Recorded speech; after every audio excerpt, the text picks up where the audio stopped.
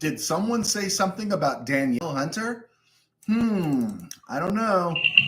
This is RamView. It's hot out there, so let's blow them off the last screen. Headline, Los Angeles.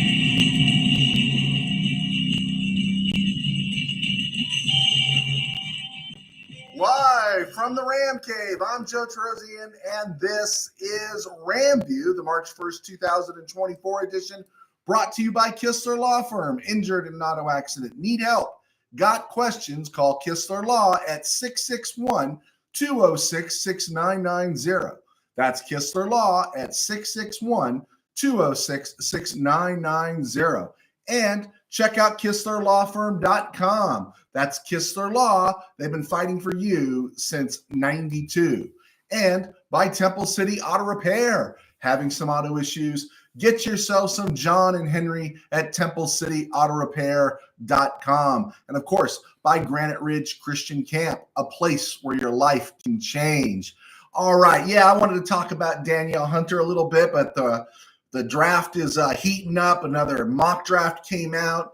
Another potential for the Rams. Saw Quinyon Mitchell run in the combine. A lot of stuff going on. Cuts are happening all across the league as everyone's taking advantage of trying to get under that salary cap or trying to exploit what is a very friendly salary cap this year. I got people buzzing me already, man. What do you want me to do? I haven't even started yet. Okay, roll right off the top here. Ram stuff. If the guy takes a tumble, let me ask you this. If the guy takes a tumble, now I'm not talking first round, provided the Rams are still drafting in the first round or at number 19. But if the guy takes a tumble, do you have a problem with the Rams drafting Michael Penix? Because if he takes a tumble, I don't know if I have a problem with the Rams drafting Michael Penix. There's a difference between drafting a quarterback first round. It makes a statement to your present quarterback. And then there's a different drafting one later, especially if someone like Penix drops. Now, I don't have a quarterback listed that I want in the first 100. But Penix would be interesting because he can make a lot of throws, and he has a tremendous arm, and I think he would look good in Ram horns. Just something to think about if he takes a tumble. All right. Danielle Hunter was brought up about 2 weeks ago by somebody. I can't remember who it was, if it was Dano or if it was G's Nuts or who it was that brought up Danielle Hunter. And I pointed out that he was 29 going on 30. And I didn't know if he was a guy the Rams would want to bring in. But again, all the bets are off with the salary cap bump. And so some things are open that I wouldn't have been open to before. Danielle Hunter was drafted by the Vikings, third round, 88th overall in 2015 out of LSU. He's turning 30 this coming season. He's 6'5", 263. In 8 seasons he's played, he missed all of 2020. He's been in double-digit sacks 5 times, including 18 last year. I don't know if he's a superior on the edge, like, say, Leonard Floyd was a very good edge defender. Not necessarily the best at getting to the quarterback, but he set the edge. But it got me thinking about what Danielle Hunter wanted. And PFF projects him at 65 rocks, 40 guaranteed, which works out to about 3 years, 21.6. And my thought was, being that he's going on 30, he's made close to $100 million already. Would he be interested in just taking a tiny bit less than that to consider the window the Rams would put him in 24 and 25, that playing for a Super Bowl he might be willing to come in and take I don't want to say a team-friendly deal, but maybe just a little less than that. Because as I think it was Muffin Guy said it, or Muffin Man said it on one of our comments here. He said, an excellent pass rusher on the other side of Byron Young might have made all the difference for the Rams in getting out of the NFC this last year. And I think there's a lot of truth to that. Another thing I was thinking about with Danielle Hunter was only 40 rocks would be guaranteed if it's the PFF deal. So you pay him for 2 and then kick him to the curb in 2026, a la Leonard Floyd, because I really believe the Rams window is 24 and 25. Now, some people say, oh, you need another year. Well, no, you don't got another year. Not when Stafford's turning 36 or just turned 36. Donald is entering his 11th year. And, of course, you've got Cooper Kupp, who I don't know, I'm getting some people probably a little – I've heard it on a few different places thinking I'm giving up on Cooper Kupp. Well, my problem with Cooper Kupp is he's going to be 31 this year, and he looked like an old man last year. So the window has to be open in 2024. You got the money. You got a full complement of draft picks. Now, depending on what you want to do with them, you know, I could see the Rams packaging and maybe moving up into a certain spot because it's not volume and bodies they needed. Last year, they needed those 14 draft picks. I don't know if they need 14 draft picks this year. They have 11, but they need to make their move that because the window is now 2024 and 2025. And an elite pass rusher who Danielle Hunter is firmly established, 6'5", 263. Man, book him in on the other side with Byron Young and Aaron Donald and Kobe Durant down the middle. That would be fun to see. And I know I poo-pooed it at first, but the salary cap thing opens up a lot of options right now. And so just something to think about. And I throw it back out there to you guys as something to think about going forward as we head towards the official start of the season, March 13th, and then full-blown draft season, free agency period after that. Okay, around the NFL and other places, just watching the combine and hearing the interviews, watching the interviews. I'll say this. I have not been a big fan of Jaden Daniels. Not a big fan of his. I saw him at Arizona State. Saw him enough at Arizona State to know that not my kind of guy. But, of course, he had the great run at LSU. He gives a great interview. He's really good giving an interview. He says all the right things. I can see why people would like him. And Jaden Daniels, of all people, is the poster child for the transfer portal. It's not Caleb Williams. Oklahoma's an elite program. But Daniels gets out of that nightmare that was ASU and goes to LSU and wins the Heisman and is now, even some people, I think they're just trying to gin up, hits and everything for their analytics. He's not going to be drafted ahead of Caleb Williams, but people are talking that way. And most mocks I see have him ahead of Drake May now, going second to the Washington Texans. But Daniels is the poster child for the transfer portal. Good for him. I'm still not big on him. I'm just not. There's something I don't like his throws. I just don't. He's a gamer. He's a little thin. Someone used the RJ3 comparison to him a little bit, and that could be. Hopefully he's got his head screwed on straighter because RJ3 just says things that I don't know what RJ3 is thinking.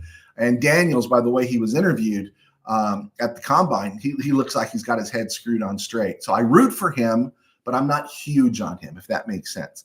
Another guy who gives a great interview who sounded great was Alabama corner Terrion Arnold, right? We know about Kool-Aid McKinstry on the other side, but the other corner, Terrion Arnold, was actually graded higher. He only had 3 years of college ball, 2 years on the field. He's a redshirt sophomore, and he's really good. My prediction is within a decade he'll be on TV.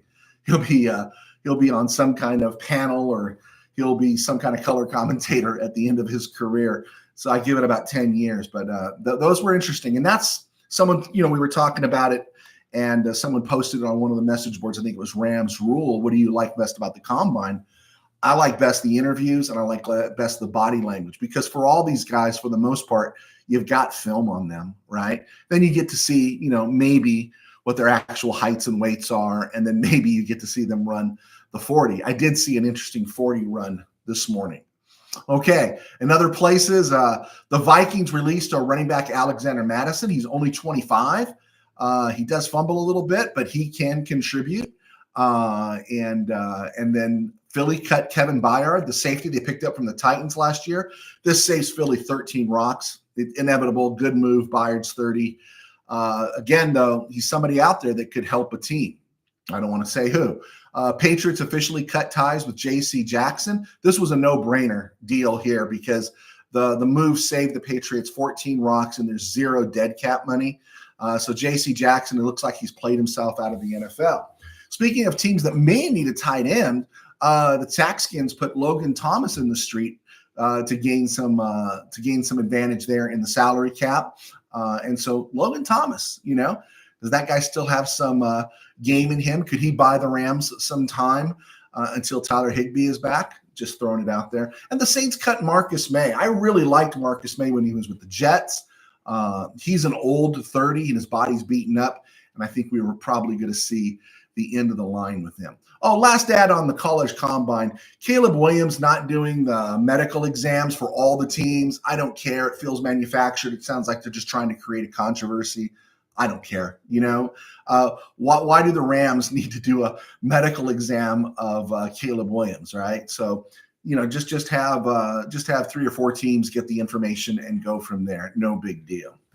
The college football playoff, man, wasn't it great? That 12-team playoff they came up with, man, I have so many memories of the 12-team college football playoff. And it was so good that even before they play a 12-team playoff, they're already talking about making it a 14-team playoff. And if it's a 14-team playoff, how long until it's just a full 16 or 18, right? Can't you just see it coming down the road here? And before we get to break, all I can say is in other places is Cheryl Swoops is a disaster. Cheryl Swoops, who I knew was a great basketball player, given her latest comments on Caitlin Clark, just keeps digging a deeper hole. And the people who she must think are her friends are just making it worse when she made the comment about black people can't be racist. What a shame for Cheryl Swoops.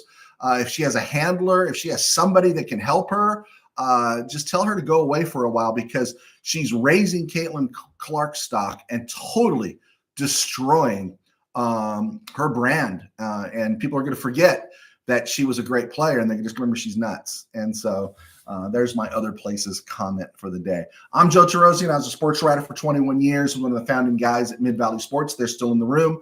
They cover the Chargers, Tim and Dwayne, and I do the Rams, thanks to our sponsors at Kistler Law and, of course, Temple City Auto. I'm grateful to do that. I also write books. My book can be found on Amazon, and you can check them out there. Type in my name, Joe Terosian. I don't work on a paywall, and I don't have a Patreon account, so this is all free. And so if you want to support the podcast or the Ramcast, just check out those books. That really kind of helps me out a lot. Baby gets a new pair of shoes.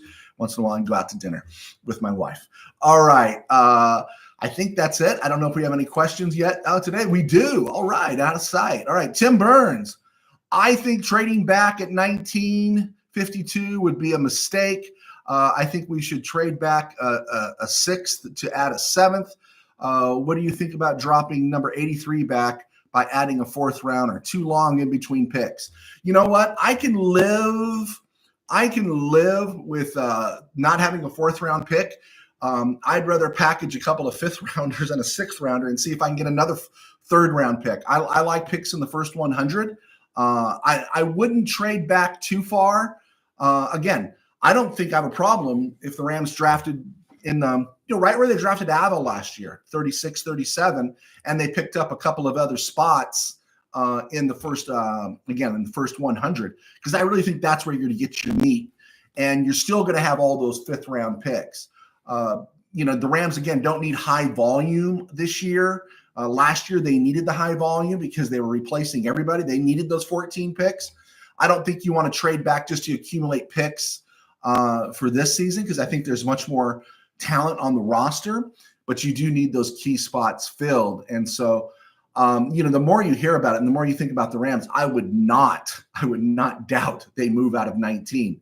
I think I would be really surprised if they moved up, but I can see them moving back. Even if they dropped to 21 and just picked up another pick or so, that would be cool.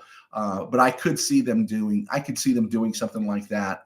I can live without drafting from 100 to 153 if I've got another 88 or a number 95 or a number 75 pick in the first 100.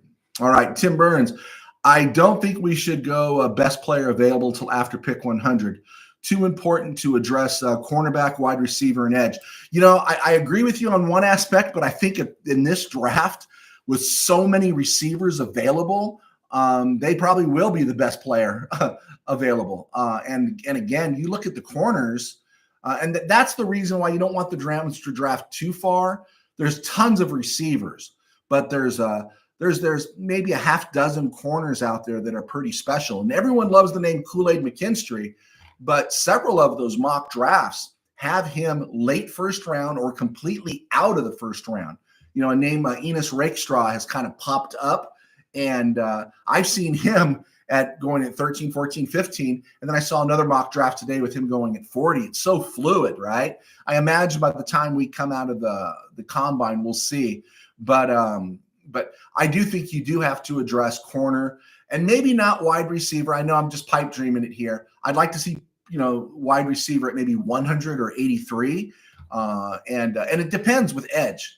The Rams spent 3 draft picks last year on edge. Byron Young, Oshawan Mathis, and Nick Hampton. And they probably want to see what they have in those other 2. Now, if the world is perfect and everyone listens to me, because I know Les Snead watches the show all the time, it would be amazing if they did sign a Danielle Hunter. And, Danielle Hunter fits the window, right? 29 going on 30, 31 going on 32. He fits the Super Bowl window. He wouldn't cost the Rams anything because he's a free agent, and you still hold on to your draft picks. If not, okay, let's go the Josh Allen route and see if Josh Allen's ready to play on a Super Bowl contender. You're going to pay Josh Allen more or Brian Burns more than you would pay a Danielle Hunter, and then you have to leverage it, to see what you have to give to get them on the roster, where Danielle Hunter is a free agent. And I was suspicious of Danielle Hunter at first, but we got cap space now, and so there's room to maneuver there. Rob Sorge, Steeler fan Rob is back. I haven't seen Steeler fan Rob in ages. Andy Russell passed away. I saw that this morning. Was it today? Was it last night? But yeah, Andy Russell. I remember them making a big deal about Andy Russell because he came to the Steelers in early '63. Was he a Penn State guy, Steeler fan Rob? But he came to the Steelers in the early '60s, and they were terrible. And as much as they talked about the Rooneys and Art Rooney and them finally getting their props and getting their ring in '74, I remember them talking about old man Andy and how Andy had played at such a high level for so long, number 34 for an outside linebacker, right? And how he had played for so long. When he played through the 76 season, I believe. And so he picked up 2 rings right there at the end of his career. And he was kind of a class act. I know people loved him in Pittsburgh. And he was a little bit of their grand old man, I think, because, by the time Noel got there, L.C. Greenwood, Dwight White, Mean Joe Green, Mel Blount, Mike Wagner, Glenn Edwards, Donnie Shell, Mike Webster, all those guys were Chuck Noll dudes. The only holdover from the ancient days when they were horrible was Andy Russell. And obviously Russell was good enough to play for Chuck Noll, so he was a great player. So yeah, I did see that. I felt kind of bad about that because he was always kind of considered, the class act. Not that, I'm not saying other people weren't class acts, but yeah, I was kind of sad to see that. I was. Tim Burns, I would like to remind Ramley, Ricky Prohl for the Hall of Fame. Okay, let's get Torrey Holt in, Tim Burns, and then we can talk about Ricky Prohl. I'll tell you what, let's get Torrey Holt in, and then let's get Don Klosterman in, all right? Let's get Don Klosterman. Any message board you guys go to, ask about why isn't Don Klosterman in the Hall of Fame, and then I'll start honking for Ricky Prohl, all right? Cool. Okay. So if you guys have any more questions, throw them at me and we'll answer them in the back of the show. Again, thank you for everybody that's clicked on and everything. Check us out on Spotify. And if you come here, please hit the notification button and as well as subscribe. Our numbers are not what we thought they would be at this time of year. I thought everything would slow down, and instead they've picked up. So we're really happy about that. And so it's kind of cool to come back to the sponsors and say, hey, look what we're doing. It's going well. Even with my family, when I tell them, I said, hey, I got to get this done. I can point to, look at my numbers. Look at the numbers. People are clicking on because they want to talk Rams football. All right. Rams update. John Johnson. Okay. John Johnson, Rams are talking to him. That news came out. I think Rams Wire had it. And that's good. The Rams are talking to him. I think it's a really good thing. But John Johnson returning doesn't really change the precedent of the Rams not going with their safeties, right? The first contract expires and then they walk, right? From TJ McDonald to to John Johnson to Nick Scott and Taylor Rapp and all these guys. We know they come and they go. Jordan Fuller, he wants to get his money now, right? He's sick of playing for the minimum here, and he probably wants to get his money. He's going to test the market. He's younger than JJ. I think JJ's late 20s right now, maybe pushing 30. But Johnson got his contract in Cleveland. After the 2020 season, he got a contract, and I think he earned about $23 million while he was in Cleveland, even though the situation wasn't good. He didn't play well in Cleveland. And then he came back to the Rams as a free agent at pretty much the veterans minimum. And that was a really good signing. And by the end of the year, he looked like he was playing better, kind of finding his old groove back. And if the Rams bring him back, it doesn't take the precedent away because he's already got his money. He was basically just a free agent signee. And we should ignore the fact that he was with the Rams 2017 through 2020. So I wouldn't mind seeing the Rams bring him back. Of course, what are the Rams going to do? Jordan Fuller walks. They elevate Jason Taylor, Quentin Lake, and Russ Yeast. John Johnson's there. And then the Rams are going to draft another safety, right? That's what the Rams do. They're always drafting safeties. And I think Tanner Engel is still on the practice squad. So I have no problem with them bringing him back. Not for a great price, of course, maybe a little bit more than the veterans minimum. But it wouldn't be changing precedent if the Rams brought John Johnson back. Right? I just wanted to get that across. And we're going to start breaking down the rooms next week since we're now fully into March. Speaking of the combine, that 40-yard dash that I saw Quinyon Mitchell's 40-yard dash from Toledo. That guy who was the darling of the Senior Bowl. He ran a 4.340. On top of that, he plays against the run. On top of that, he's a very competitive defender. He plays with some of that L'Jarius Sneed. We want some of that nasty. And Tim Burns, if the Rams stay at 19, I am going to be delighted if they draft a Quinyon Mitchell if he lasts that long. There's been a bunch of mock drafts that have him going to the Rams, but the more word gets out on this guy, I have not seen him in the latest mock drafts go past numbers 15 or 16. The Colts keep grabbing him or somebody else keeps grabbing him. I've seen him go as high as 13. I don't know if that was to the Raiders or not, but yeah, the word is out on Quinyon Mitchell. And if he's there at 19, I'd love to see the Rams get him. But these guys that were not projected early push back some of the other standout players that were projected ahead of them initially.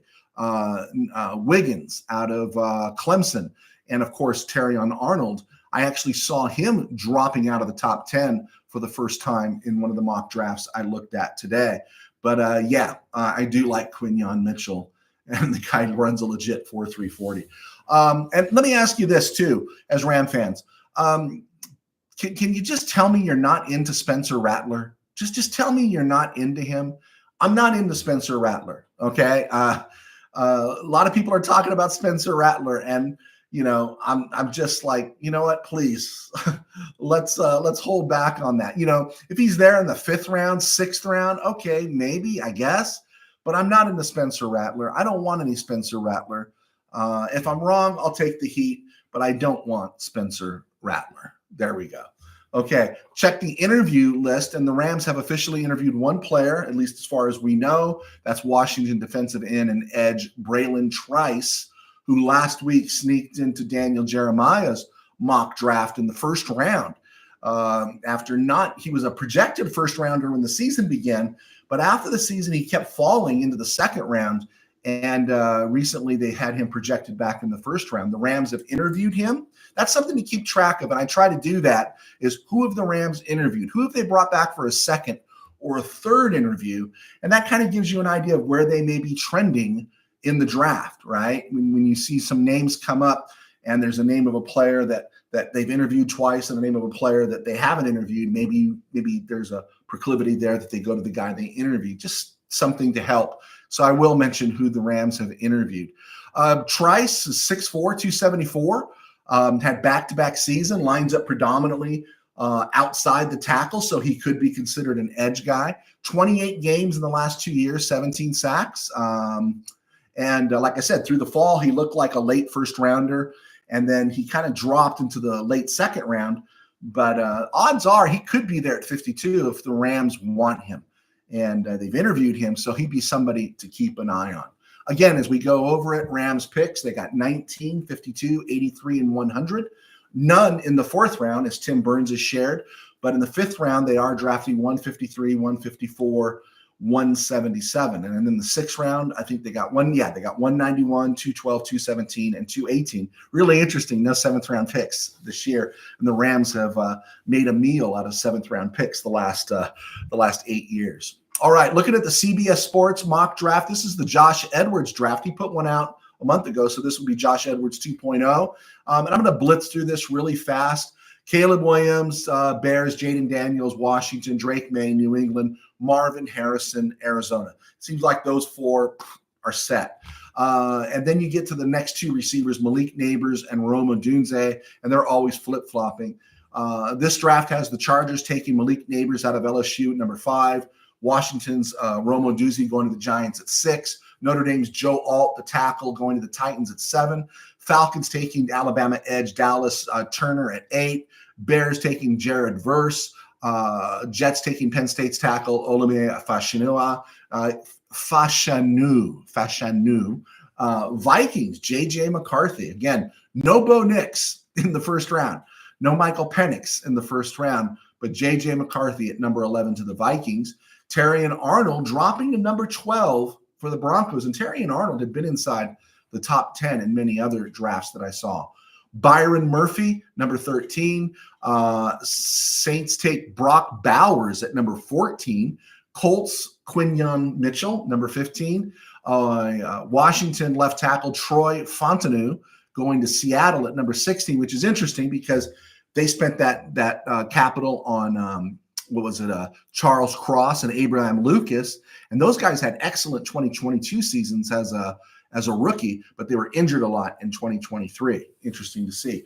LSU wide receiver going to the Jaguars, Brian Thomas at number 17. Alabama tackle going to Cincy at number 18, J.C. Latham. That makes sense. Jonah Williams, I believe, is a free agent. And they project again. Now, this is consistency. Josh Edwards, about 2 weeks ago, had Talicia Fuaga at right tackle for Oregon State going to the Rams. And so he's repeating that. Again, something to keep an eye on. A lot of people think Fuaga could come inside for a couple years until Rob Havenstein finishes. He's said to have a degree of nasty to him, which would be nice to pair up on that front line if you think that maybe Kevin Dotson is going to cost too much money. Steeler fan Rob, they've got the Steelers taking Georgia offensive tackle Amarius Mims. Always a good thing to draft offensive line. Jackson Powers Johnson, a favorite of this show. They have him going to Miami at 21. UCLA's Laiatu Latu, the edge, dropping to number 22 to Philly. He seems like a guy that would go to Philly, and he seems like a guy like Nolan Smith who would disappear.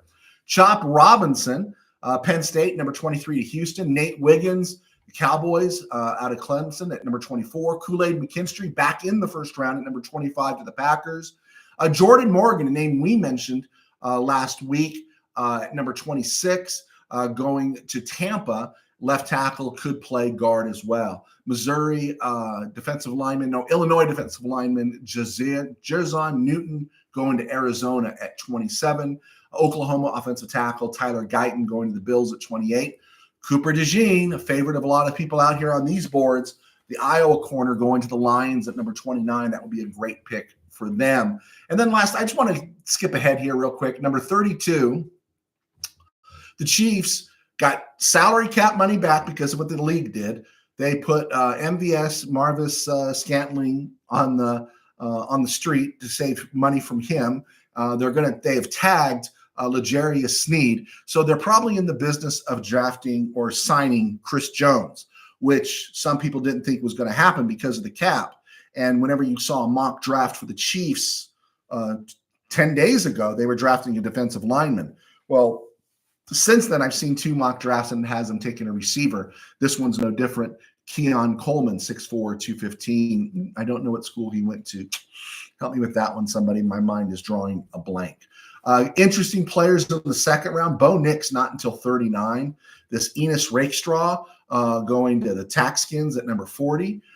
Texas receiver Xavier Worthy, he's got a lot of speed. People are talking about him going to the Falcons. Raiders at number 44, taking Michael Penix.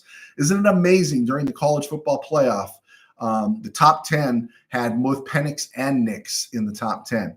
Colts at number 46, Jalen Polk. Giants, number 47, offensive guard Cooperman Beebe out of, I think he's Michigan, right? No, is he Michigan? Cincy has Texas tight end Jatavion Sanders.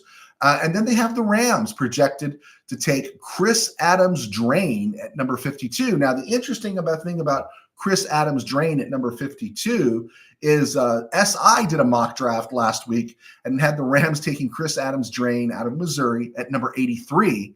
And Josh Edwards and CBS Sports have bumped him up 31 spots to the Rams at 52. So you get the impression Chris Adams-Drain's stock is rising. All right, we got that stuff through there. Let's look at who the Rams are playing next year. We talked about the 49ers, Cardinals, Bears, and Seahawks. Lions, 12-5 last year. They have 4 picks in the top 100, number 29, 61, 73, 92. They need a pass rush. They need some help in the secondary, right? And they got a free agent along that offensive line that had a monster year named Graham Glasgow. He's played a lot of spots on that offensive line. He had a great year. He's important for them to bring back. As much as any quarterback, Goff needs protection, right? And so they have to bring Graham Glasgow back. And then unless it's for the veteran minimum, I wouldn't bring back Josh Reynolds just out of spite for what he did in the playoffs. Now, everyone is talking secondary and edge for Detroit. They did bring in that guy Betts from the CFL last week, but that doesn't mean they're not going to go in the draft for either another edge player or definitely secondary. But they need to use, I know they got their needs in the secondary and the edge, but they're making their mark on offense, and they really need to use one of those first 4 picks in the first 100 for offensive line depth, something to consider. The Lions are ascending, and I don't know if the Rams beat them in Ford Field. But here's the thing about the Lions. If we talk about playoffs next year, chances are the Lions might be coming to SoFi because their schedule is much tougher. Besides their division opponents, the Bears with Caleb Williams are going to be improved. The Vikings are a little so-so right now because I'm not sure where they're going at quarterback. And then, of course, you've got Packers on the rise. The rest of their schedule is their home games are Rams. It's not going to be easy, but they could beat the Rams. They lost to the Seahawks, and they're playing the Seahawks next year at home. And they lost to the Seahawks at home in week 2 last year. Then they get the Jaguars, the Titans, and the Buccaneers, who gave them a good game in the playoffs at Ford Field, and the Bills. So there's some tough home games there. And then away, they got Arizona, so-so, Houston, trouble. Colts, I think, are going to be better. 49ers are going to be trouble, and the Cowboys are going to be trouble. So this Lions schedule is going to be tough. 12-5 last year, could be 10-7 this year, or 11-6 at best. Something, again, to keep an eye on when you think about the Lions. All right, we're getting close here. And it was a stone groove, my man. It was a stone groove, but we're not finished yet. On this date in 1966, the Rams hired George Allen as head coach. The Rams went the full house deal with George Allen. They hired him twice, fired him 3 times. So, George Allen, that is a turning point. And when I do my Rams research for the show, for this first year that we've been kind of out there a little bit more, I start my history in 1966. That's the first year of the Common Draft. That's the year George Allen started coaching the Rams. And that's kind of my jumping off point. And so George Allen, Hall of Famer, deservedly so. Love George Allen. Great for football. Great head coach. On this day in 1983, it became official that John Robinson hired his assistant coaches. And I felt like it was pretty fun to remember these names because we all knew these names in the 80s. You might not have recognized these guys, but you knew these names, that they were hired as assistant coaches by the Rams. Fritz Schirmer, Gil Haskell, Hudson Hawk, Marv Goo. When I got to do a story out at Rams Park out there, it was like an old elementary school out in Brea. I remember pulling into the parking lot and seeing marked parking stalls that said Fritz Schirmer, Hudson Hawk, but no, I can't park there. Those guys will yell at me. On this day in 1989, the Rams signed former USC linebacker and John Robinson player Byron Darby to a Plan B free agent contract. Does anyone remember Plan B free agency? Darby had a nice little career with the Eagles after being a 5th-round pick in '82, and then played for the Colts. And eventually the Rams released him before the summer was over. He was pretty much done by 1989. On this day in 2001, Mike Jones and Todd Light became unrestricted free agents. Todd Light and Mike Jones had great runs for the Rams. Todd Light, 10 years, first-round pick out of Notre Dame, couldn't ask for anything more. He ended up signing with the Lions. And Mike Jones, as Al Michaels said, Mike Jones made the tackle. And Mike Jones spent 3 seasons, I believe, with the Rams. And, of course, he made one of the biggest tackles in Ram history. And on 2012, the Rams hired a director of player personnel. No one knew who he was at the time. I certainly didn't know who he was. His name was Rand Carthon. Rand Carthon ended up becoming a front office guy with the 49ers and is now the general manager of the Tennessee Titans. And it's interesting to see how these guys progress through the years. Born on this day, just so we can mention it, and I could upset a few people. Born on this day, and this is a name that wasn't put on the restricted list, but you guys might want to put it on the restricted list. The Rams drafted this player first round, 12th overall in 2001 out of the University of Miami, with word being that, hey, this guy could be the next Warren Sapp.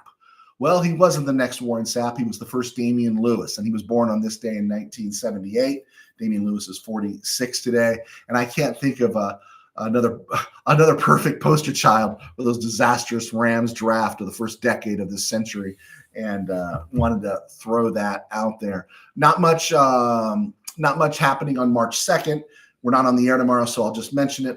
In 2006, on March 2nd, the Rams released Chris Claiborne, former USC linebacker. He's bounced around as a coach, high school coach. He was taken 9th overall by the Lions out of USC in 1999. I think people were expecting much more out of him. I don't know. Did he wear 55? I think he might have wore 55 at USC.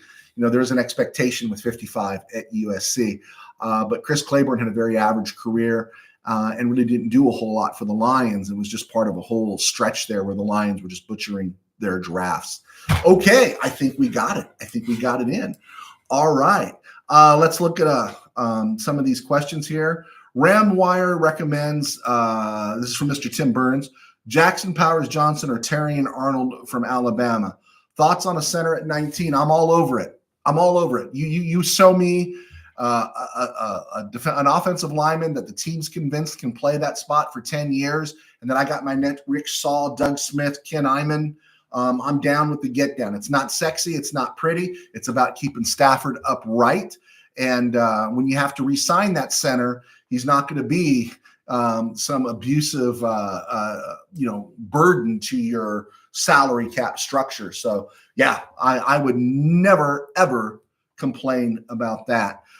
Tim Burns, words of wisdom. Rams need to keep 19 and get our cornerback issue solved for the next half decade. And don't ever go boating with Georgia Frontiere. No, I won't. Not at all. Okay, Manuel Correa. Thank you, Manuel, for joining us. Late round, Marshawn Nealon, edge and safety for an edge and safety, Keaton Odolapo. I'll look those guys up, Manuel. Thank you for sharing those names with me. I love that kind of stuff. That's the best stuff to talk about is when you guys throw names. And again, I encourage you, throw me your mock drafts, raise the profile of these names because I'm keeping all the mock drafts. I'm saving them that you guys give, Danos and Tim Burns, and you can update them as well. And then I want to give you props if you nail one, as well as it's just great. I love going back and studying these names. Thank you, Manuel. Yeah, I'll check up on Marshawn Nealon. I have heard the name at Edge. I do not know Keaton Odolapo, but I will check them out. Great show. Been a fan since 1969. You've been a fan of the Rams since 69, but I'm going to take the great show. I'll split that in half, and I'll take the great show.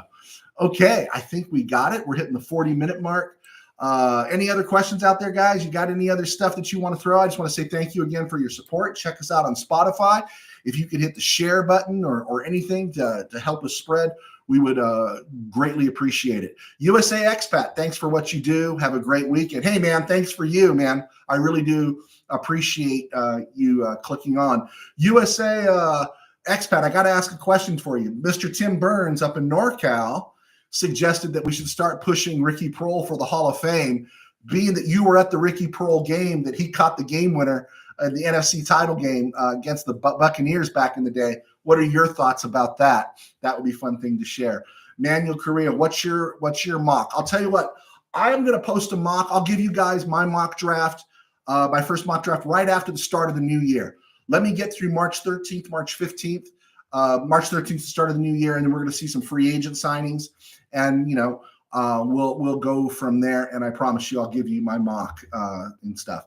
I tell you, the things I was thinking, I'm not thinking anymore because this bump in the salary cap has changed a whole lot of stuff. So, okay, guys, I think that's it. We're going to let you go. But thank you again for clicking on. Thank you for following. We will be back on Monday, and we will go from there. Have a great weekend. If you learn anything new, feel free to reach out and send it to me, and we'll talk about it on Monday. God bless. Take care, and I will talk to you soon.